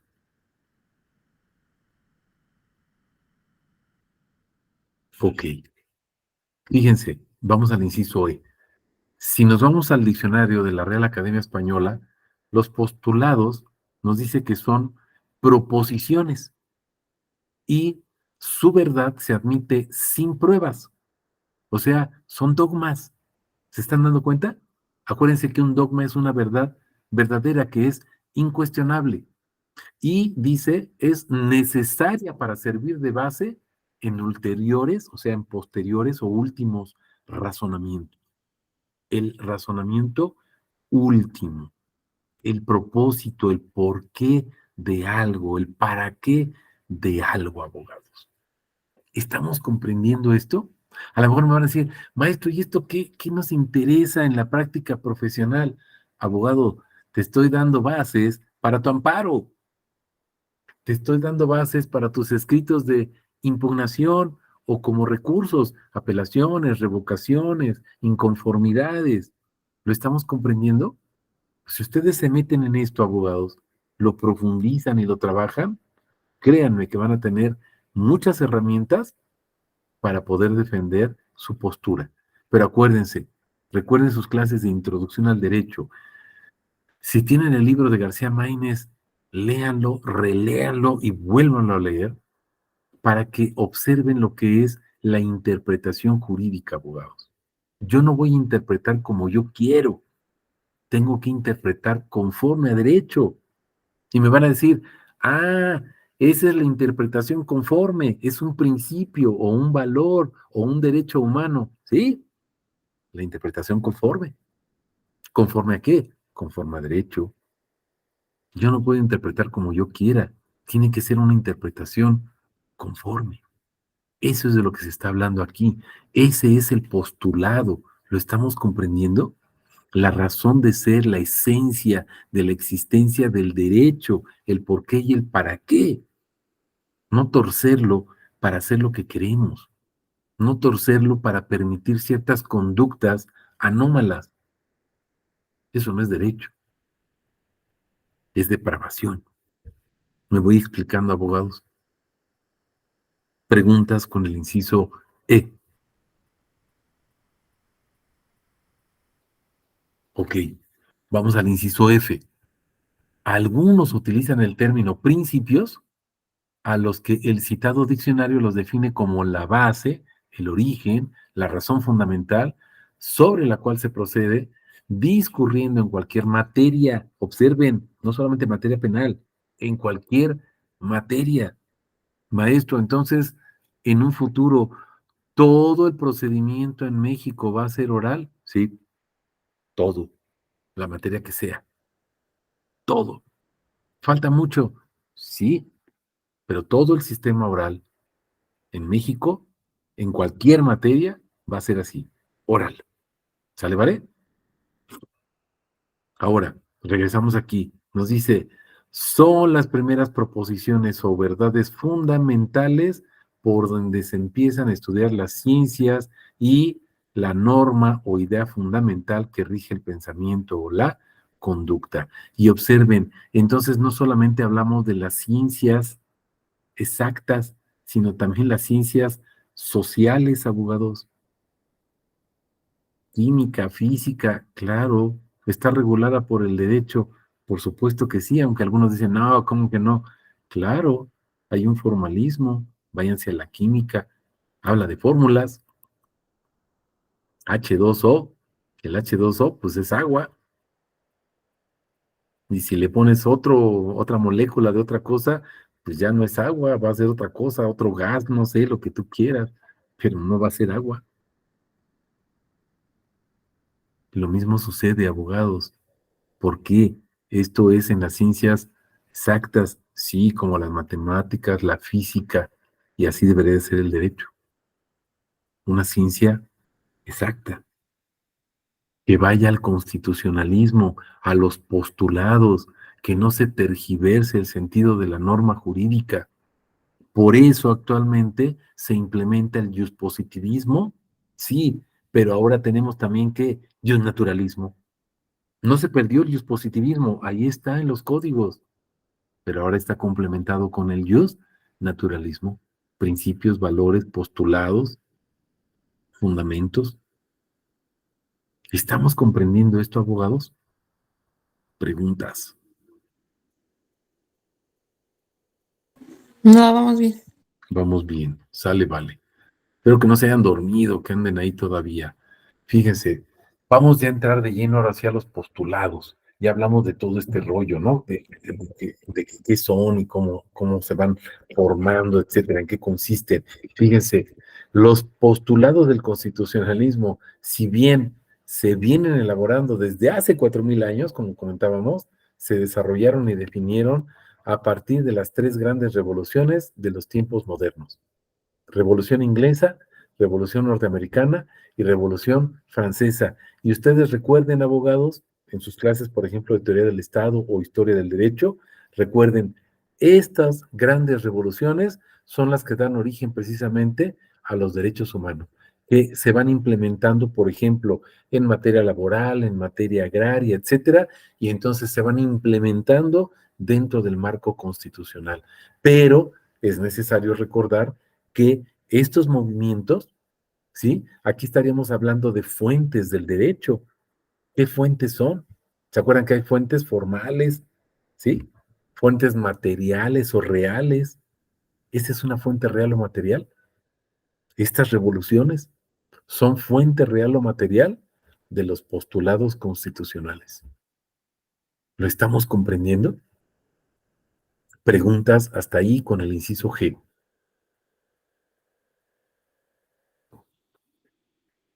Ok, vamos al inciso H. El punto de partida son los dos requisitos que exigía el artículo 16 de la Declaración de los Derechos del Hombre y del Ciudadano de 1789. ¿Te acuerdas que esta declaración, a pesar de que no tiene el carácter de tratado internacional, forma parte del bloque de constitucionalidad? Cuando hablamos hace muchas sesiones ya del bloque de constitucionalidad, acuérdense que están los documentos del Sistema Interamericano de Derechos Humanos y entre ellos está precisamente esta declaración, Declaración de los Derechos del Hombre y del Ciudadano. Observen el año 1789.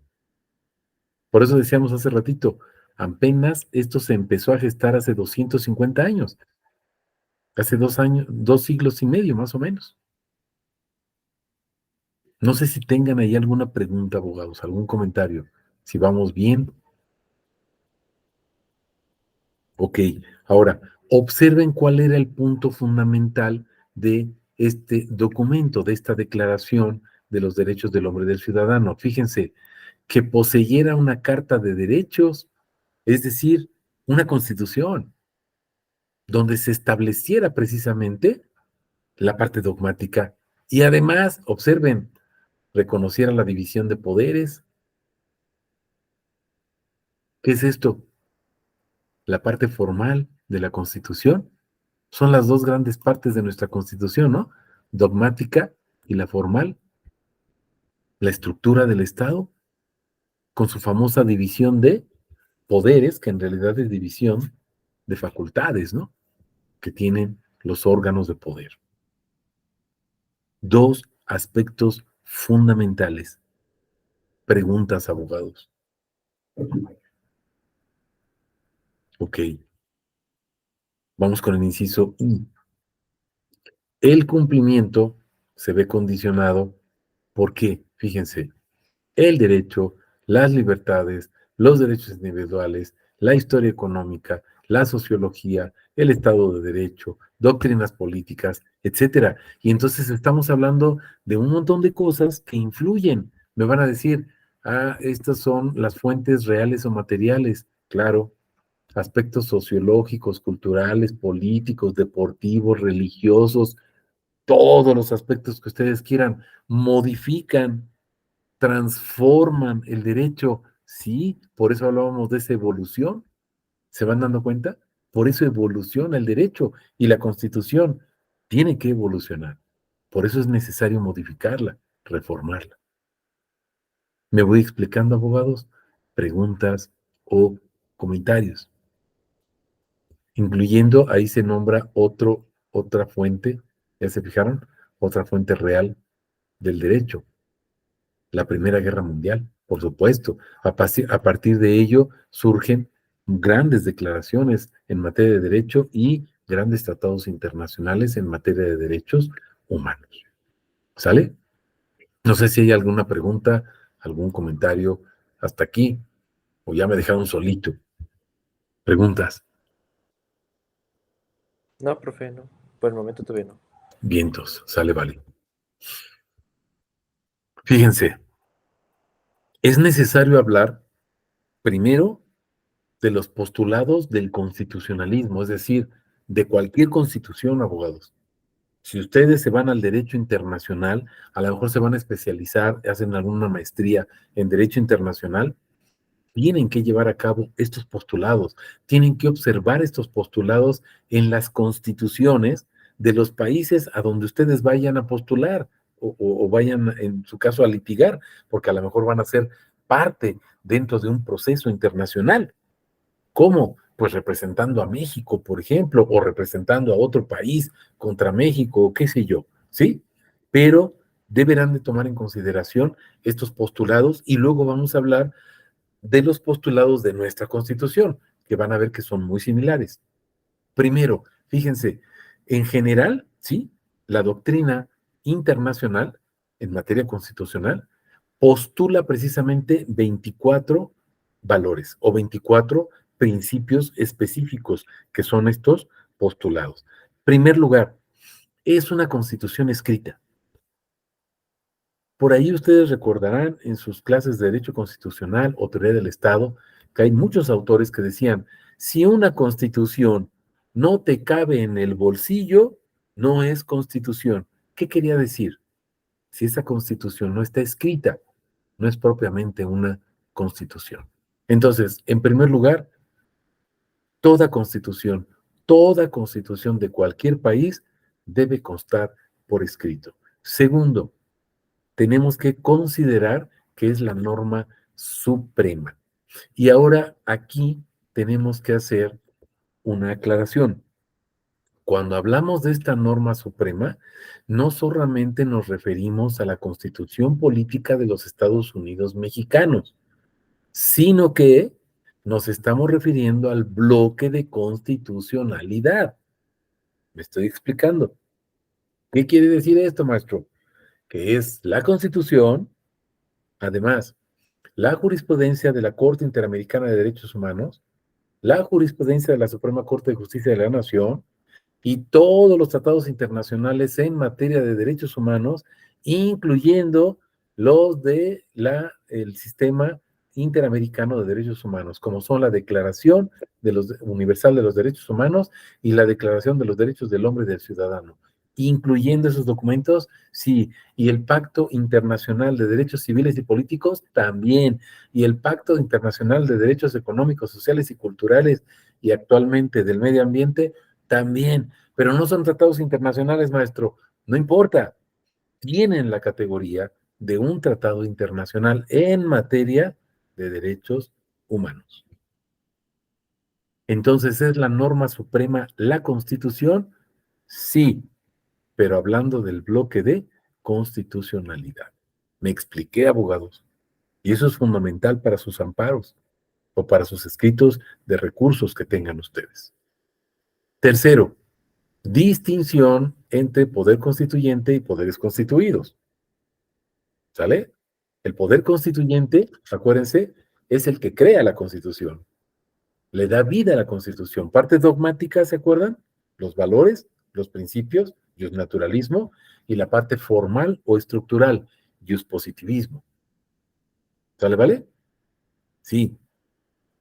Dentro de la parte formal, acuérdense, están los 3 órganos de poder. Ahí están los poderes constituidos. ¿Quién los constituyó? El poder constituyente.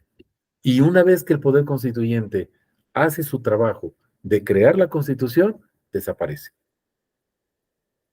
Entonces, es necesario distinguir entre el poder constituyente y los poderes constituidos. El único propósito, la única razón de ser del poder constituyente es darle vida a la Constitución. Nada más. No puede subsistir después de, porque entonces se contrapondría a los poderes que son constituidos y sería violatorio de derechos humanos y violatorio de un debido proceso y violatorio de los postulados constitucionales. ¿Por qué? Porque ese poder constituyente sería superior a los poderes constituidos y entonces no puede haber un órgano superior a esos poderes. ¿Por qué? Porque entonces hay dos supremacías y es una contradicción. ¿Se dan cuenta por qué? Cuarto, control de constitucionalidad.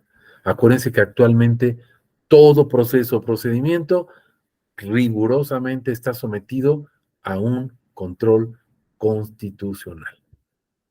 Quinto, el Estado de Derecho.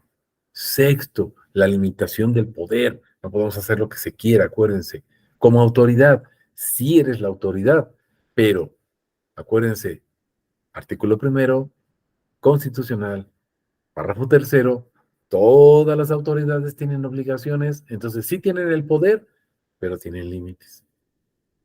La división de poderes, mal llamada, recuerden, división de facultades, ¿sí? La justicia independiente.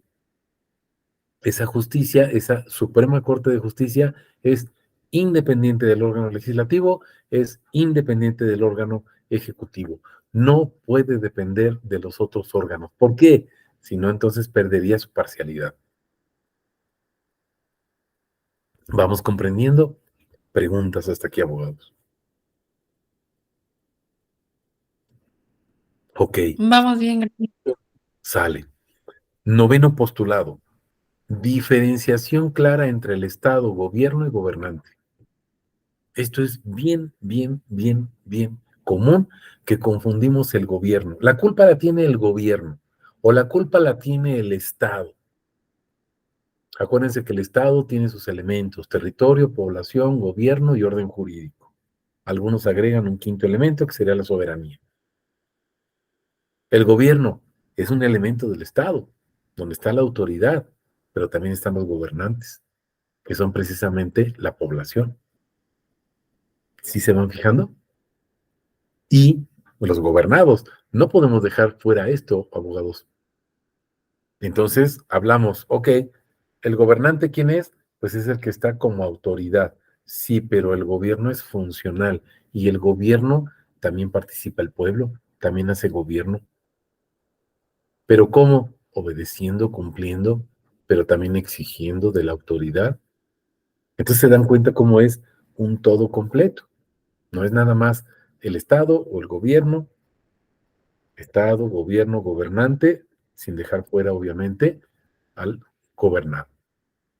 Luego, gobierno no en una sola persona, por supuesto. Por ejemplo, en el caso del Ejecutivo, no puede recaer en una sola persona todo el poder en México.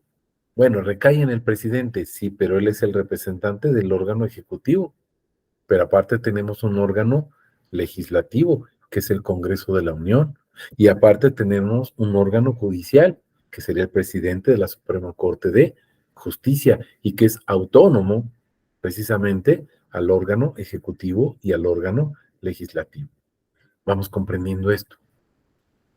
11, libertad para todos. 12, igualdad ante la ley. 13, equilibrar la libertad, la igualdad y la seguridad. Y aquí hablamos entonces de la equidad, ¿se dieron cuenta? 14, enumeración de derechos y las garantías. Acuérdense que no son garantías individuales, son las garantías constitucionales o garantías judiciales. Lo vimos cuando hablamos, ¿se acuerdan? Del artículo 8 de la Convención Americana de Derechos Humanos, las garantías judiciales. 15, efectividad. 16, legalidad. 17, limitación de derechos. Observen todos los postulados que debe de contener una constitución. Si ustedes se dan cuenta, estamos nombrando prácticamente derechos humanos, abogados. ¿Sí lo están observando? Se están mencionando derechos humanos. Vean, por ejemplo, aquí el 18, razonabilidad. O sea, interpretación conforme a derecho. ¿Se dan cuenta? 19, soberanía del pueblo. ¿En dónde radica la soberanía? En el pueblo. ¿Quién es el gobernante? El pueblo. Por eso te decía, no puedes separar gobernante de gobernado. El pueblo es el gobernante. No, maestro, claro que sí.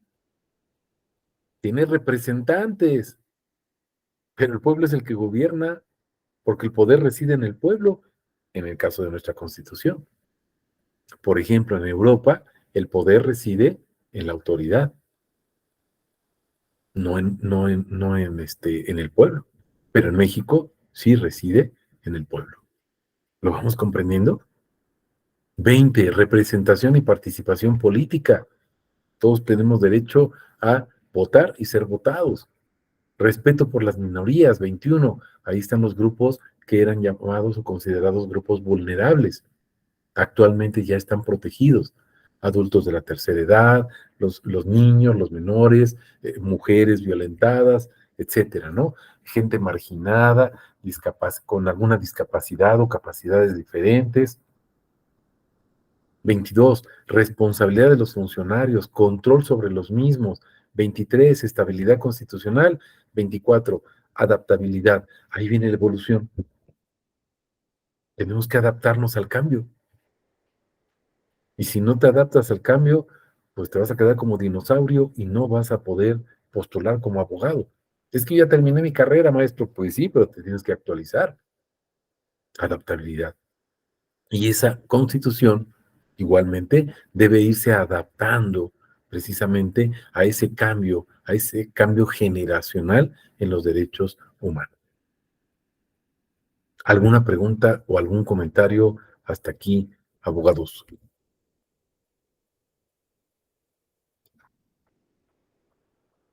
Estos postulados podrían irse pues cambiando, ¿no? De acuerdo a cómo va evolucionando nuestra constitución, ¿no? Sí, pero siempre cumpliendo, recuerden, el principio de progresividad, ¿recuerdan? Por eso es una evolución. Sí. ¿Me voy explicando? No podemos ir hacia atrás. Y lo mismo aquí, esta adaptabilidad, por ejemplo, el 24, no es, pues me adapto y ahora les quito ciertos derechos. No, no, no puede ser posible eso. Siempre cumpliendo los demás. Por eso hablamos, por ejemplo, aquí de esta razonabilidad. No puedo hacerlo, no puedo interpretarlo como yo quiera. Tiene que ser una interpretación conforme. ¿Me voy explicando en eso? Es fundamental. Sí, claro. ¿Sale? Ok, déjenme detener aquí la presentación para compartirles otro documento. Pero espérenme, déjenme abrirlo primero acá.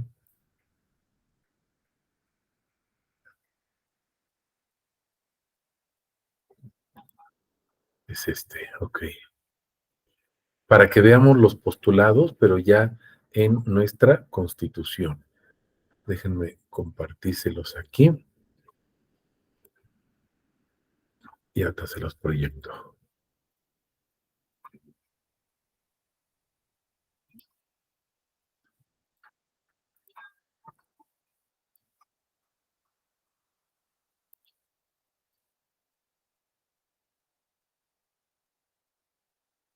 Listo. Este documento también, les repito, se los voy a enviar al ratito, ¿sale? Al ratito se los envío para que ustedes lo vayan viendo. Observen, este documento es un documento de la UNAM, una revista de la UNAM aquí en México, y nos habla en relación precisamente, está relacionado con el colegio de notarios, etcétera, porque observen que está relacionado todo el sistema jurídico.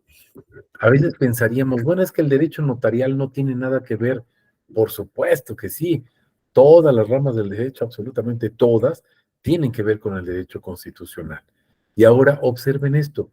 Los postulados de la Constitución mexicana, fíjense, de 1917, se han modificado con el paso del tiempo.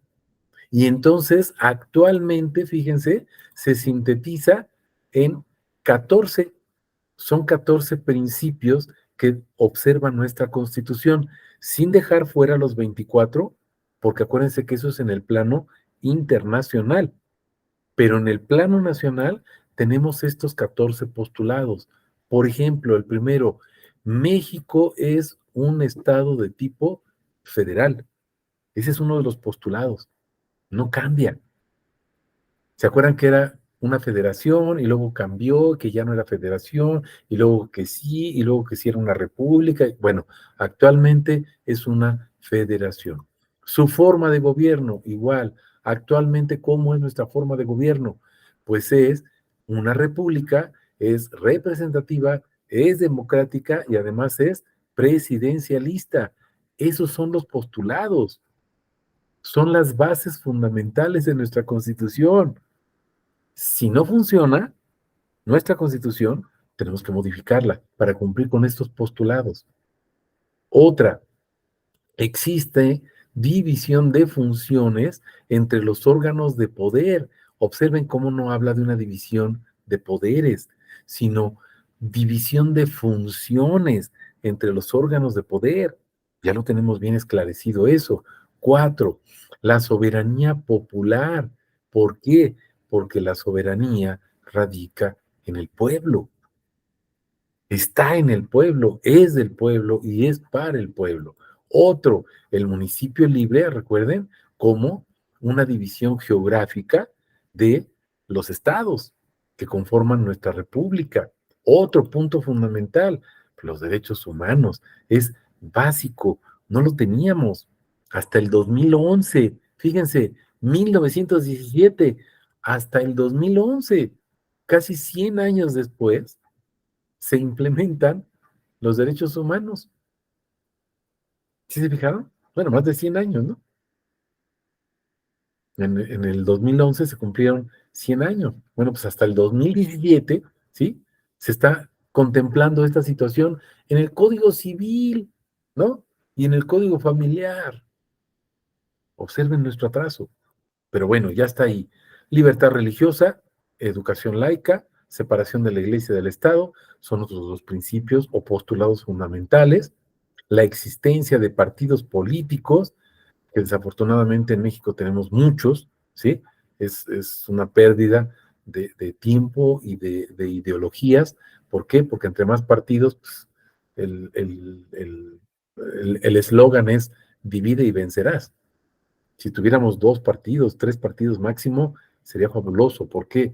Porque entonces nos enfocaríamos en situaciones más audaces para México, ¿no? Un cambio verdadero que ustedes ya habían visto ahí en sus clases de teoría del Estado. ¿Qué otra cosa? Bueno, vamos por ejemplo al 9, la rectoría del Estado en materia económica. Acuérdense que esto es fundamental, ¿no? La competencia económica. Tenemos ahí un artículo 28 constitucional, por ejemplo, en nuestro caso. La múltiple nacionalidad, que es básico. Antes nada más podías tener derecho a una sola nacionalidad. Sabemos que eso es violatorio precisamente de derechos.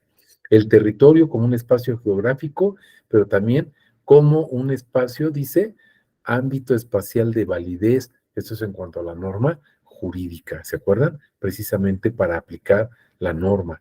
12, responsabilidades de los servidores públicos. Esto es también fundamental. Hay responsabilidad, sí, otra vez fundamento constitucional, pues artículo 1, párrafo 3 de nuestra Constitución, ¿no?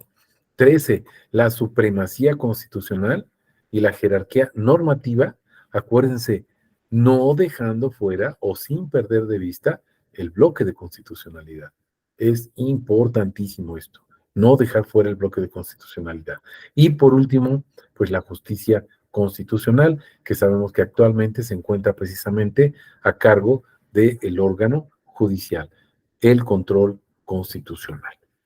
Y bueno, pues esto es lo que les quería compartir, abogados. No sé, a lo mejor los aburrí un poco, pero en serio, repásenlo, obsérvenlo, estudienlo. Les voy a mandar los documentos para que ustedes puedan profundizar ahí en estos postulados constitucionales y comprendan el espíritu, el alma de lo que es la Constitución, para que observen el potencial que pueden utilizar ustedes en la fundamentación de cualquiera de sus escritos y en la motivación. Y sobre todo, en caso de tener que hacer algún recurso, presentar recursos como la apelación, como la revocación, o otros medios de impugnación, como lo es el amparo, algunas inconformidades, etcétera, juicios de nulidad, en la materia que ustedes quieran, administrativa, fiscal. Todo esto, abogados, tómenlo en consideración, no lo echen en saco roto. Espero en verdad que les sea de mucha utilidad esto y les mando en un ratito más los documentos. Y recuerden, en cuanto me llegue la grabación, que tarda un poco, a más tardar mañana, ya la tienen ustedes por ahí. No sé si tengan alguna pregunta, algún comentario.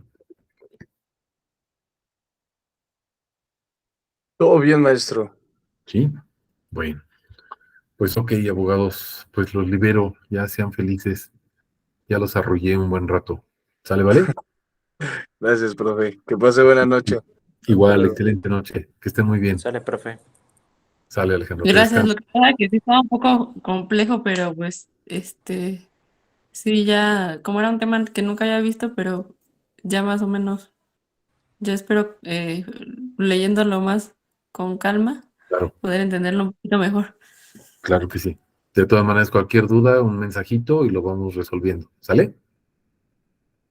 Sí, muchas gracias, hasta Hasta luego. luego. Excelente noche. Gracias, profe. Perdón por desconectarme porque estuve haciendo unas cosas y como que más bien estaba trabajando y luego se fue un rato la luz, ya no me No, sí. dejó. Ahí Pero bueno, revise la grabación, cualquier duda, ya sabe, me manda mensajito y lo vamos viendo, Arturo. ¿Vale? sí, claro. Gracias, profe. Que descanse. Bueno, Hasta hasta luego. luego. Buenas Gracias. noches.